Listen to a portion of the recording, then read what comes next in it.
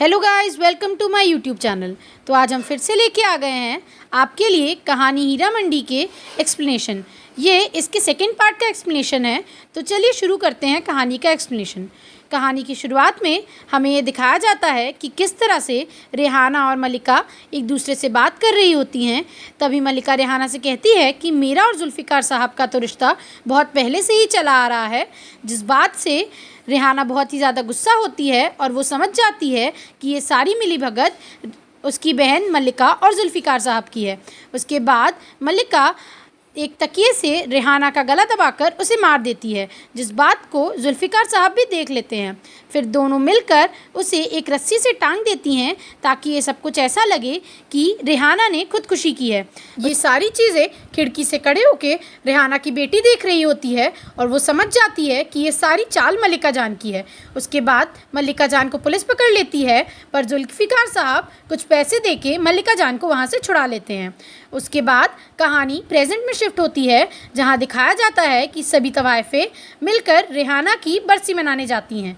वो ख्वाबगाह यानी कि एक हवेली में जाती हैं।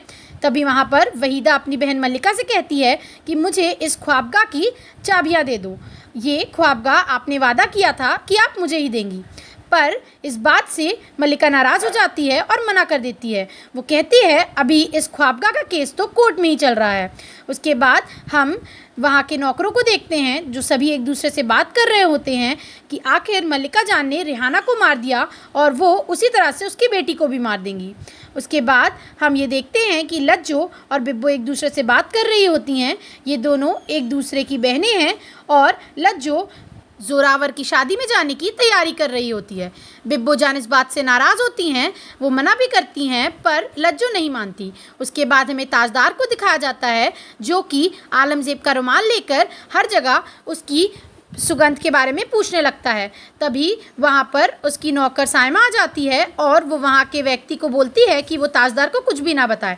उसके बाद साइमा जाकर आलमजेब को उसका रुमाल देती है और आलमजेब को ये बात पता चल जाती है कि उस लड़के का नाम ताजदार ही है। उसके बाद हमें जोरावर और उसकी पत्नी को दिखाया जाता है, जहाँ पर लज्जो बेगम भी आती हैं, पर जोरावर लज्जो बेगम को वहाँ से बाहर निकाल देता है और उसकी एक भी नहीं सुनता।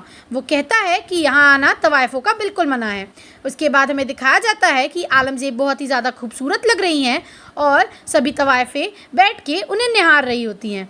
मल्लिका जान कहती हैं कि आलमजेब आप अपनी नतुतराई की रस्म में यही कपड़े पहनिएगा, पर आलमजेब इस बात से गुस्सा हो जाती है और वो कहती है कि मैं ऐसा होने ही नहीं दूंगी।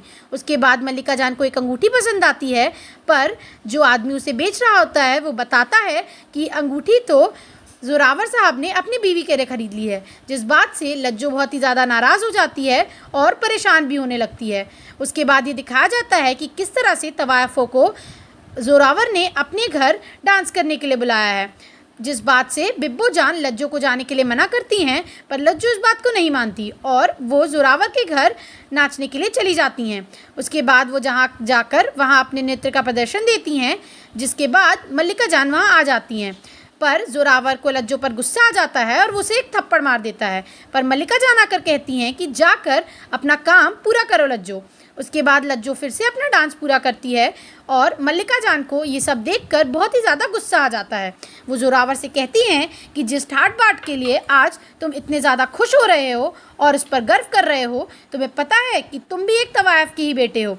जिस बात पर जोरावर पहले तो बहुत ही आश्चर्य करता है, पर बाद में ये बात मल्लिका जान कंफर्म कर देती हैं। मल्लिका जान बताती हैं कि बहुत पहले रेहाना ने ही तुम्हें बेच दिया था, जिसके बाद मैं तुम्हें रोज़ याद करती थी, पर आज जब मैंने तुम्हें ऐसे देखा तो मैं बहुत ही ज़्यादा गुस्सा हूँ और मैं तुम्हें अपना बेटा नहीं मानूंगी। उसके बाद हमें दिखाया जाता है कि किस तरह से लज्जो की मौत गाड़ी में ही हो जाती है और मल्लिका जान उसे घर लेकर जाती हैं। वहाँ पर सभी औरतें बहुत ही ज़्यादा परेशान हो रही होती हैं, पर मल्लिका जान कहती हैं कि अब तो लज्जो आज़ाद हो गई है। उसके बाद हमें रेहाना की बेटी फरीदन को दिखाया जाता है, जो कि वापस आ गई है और वो वापस आकर मल्लिका जान से बदला ले रही होती हैं। तो यहीं पर हमारी सेकेंड एपिसोड की एंडिंग हो जाती है और सेकेंड एपिसोड यहीं पर इसी सिलसिले के साथ ख़त्म हो जाता है। तो ये थी हीरा मंडी के सेकेंड एपिसोड की एक्सप्लेनेशन। अगर आपको ये कहानी और इसका एक्सप्लेनेशन पसंद आया हो तो प्लीज़ मेरे चैनल को लाइक व सब्सक्राइब करें। Thank you.